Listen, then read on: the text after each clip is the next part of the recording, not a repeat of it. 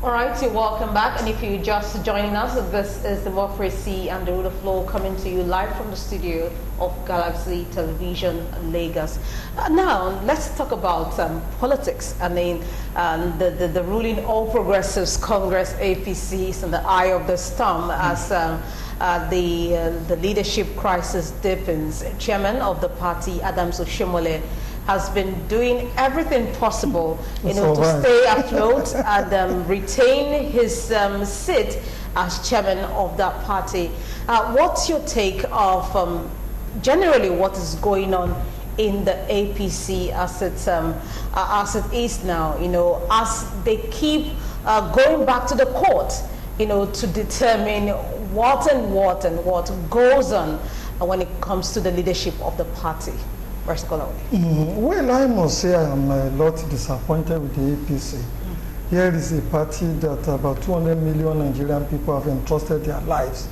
And if you entrust your life to certain persons, I mean, if 200 million Nigerians entrust their lives to these people and they behave the way and manner that they are behaving, it means we are no longer safe with them. In fact, the APC, from what we have seen so far, behaving like a mafia kingdom or cultists, people who don't abide by their own rules and regulations. You and I do know that the APC have a constitution. And if there are issues, we respect them to follow what is in their constitution. But times it outnumbered, they don't follow it. It's ambushes, treachery, betrayal, and what have you, that you see all over the place. And we are saying, look, in the kind of circumstances in which we have found ourselves, we have war in our hands now. Every day, the main means of generating revenue outside the country, which is petroleum, is sliding on a daily basis. The economy is in tatters and other. You expect a more cohesive, a more serious-minded political party to be able to navigate all the difficult waters which the country is passing through today. But that is not what we are seeing from the APC. But the most important thing is that from what we have seen from these things that are happening within the APC, it is that they don't abide by their own rules and regulations.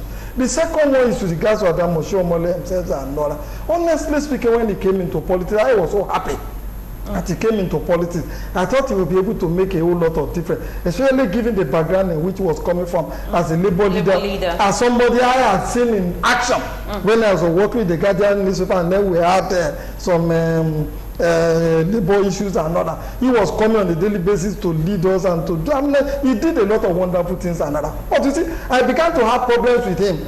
Immediately he left the Labour Party, the platform in which he wanted to contest, based on political expediency, and then went and joined a party in which he thought he could win this election. And then people like Yaradua and then the Asiwajus and all that made all the resources available to him and all that.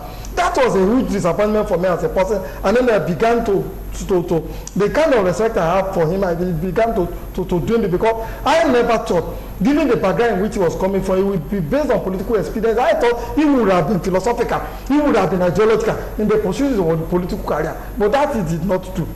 Again, too, anywhere in the world where your primary constituency, which is the world, passes a vote of no confidence in you, you throw in the two when you resign. Look at what happened to the recent Prime Minister of Britain. Immediately was challenged by some members of his own political parties and what happened. What did he do? He resigned.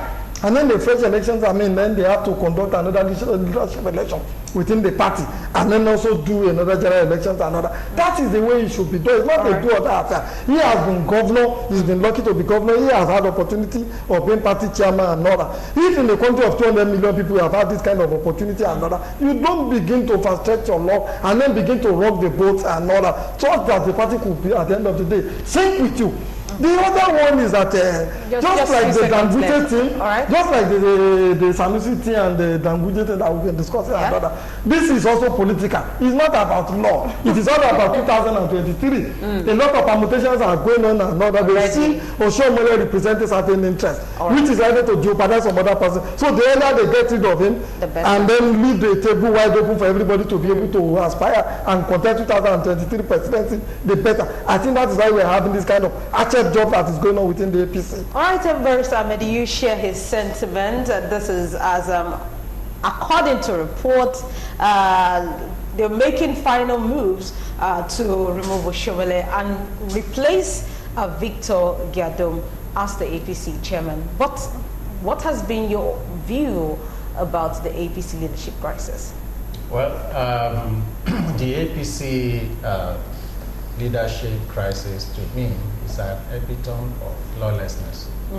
It's a party that has totally disrespected the rules of law and even the yearning of the masses. I don't see the party as having the interest of the masses. Most of the leaders in the APC, they are also card-carrying members of other political parties. So to me, the marriage of the APC is not a marriage of a political party with a unified ideology. They are all there just because of their selfish aggrandizement. What can I get from this party?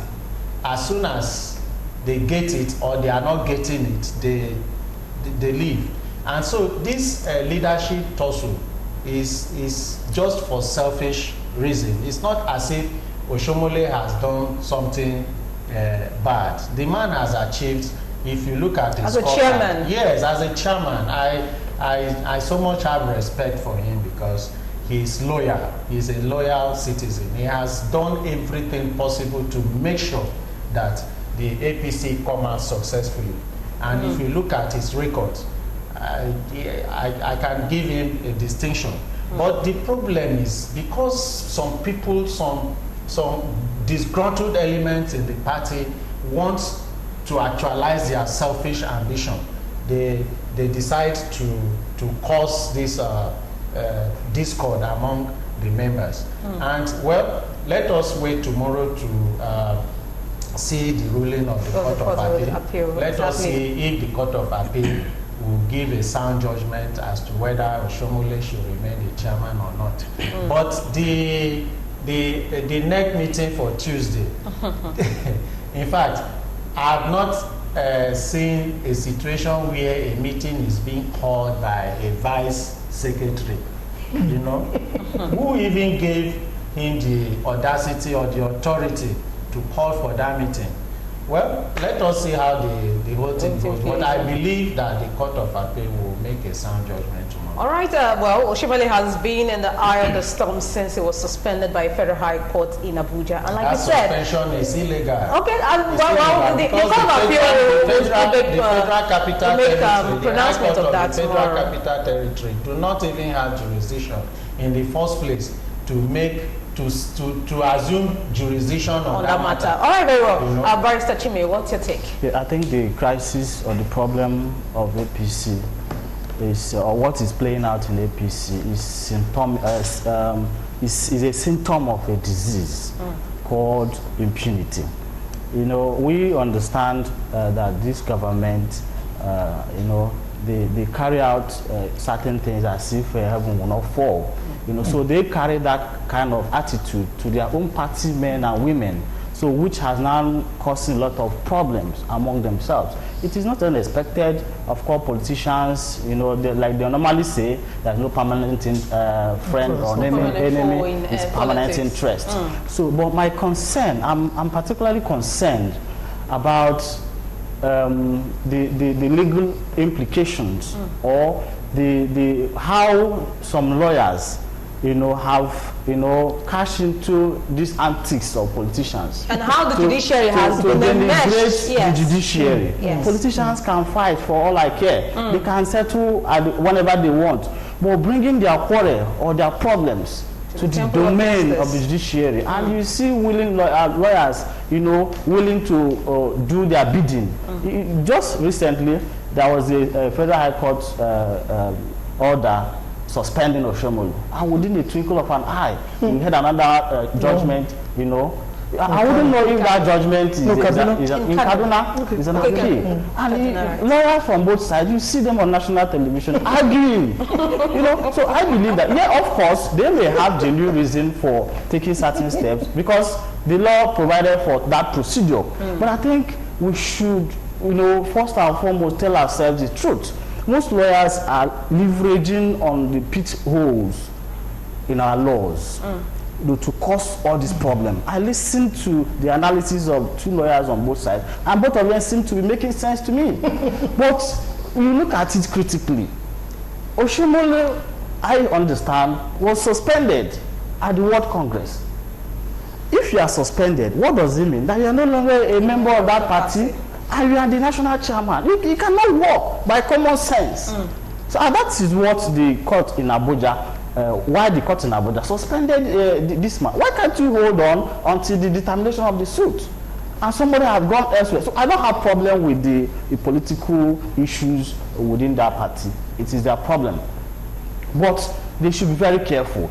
I did say a few weeks or last month on this television that those who have benefited from the benevolence of judiciary should be careful not to undermine it. I was saying that I had Oshomole in mind because recently, the recent time, he had been very critical of judgment of the Supreme Court. At some point, he constituted himself as the Chief Justice of the Federation. And I'm a bit worried that he has gone to court to seek justice. He who wants justice must do justice. If you are coming to equity, you come with clean hands. So I think particularly lawyers should be held responsible for this kind of, creating this kind of commotion or confusion in our legal system. They should be able to advise their client appropriately.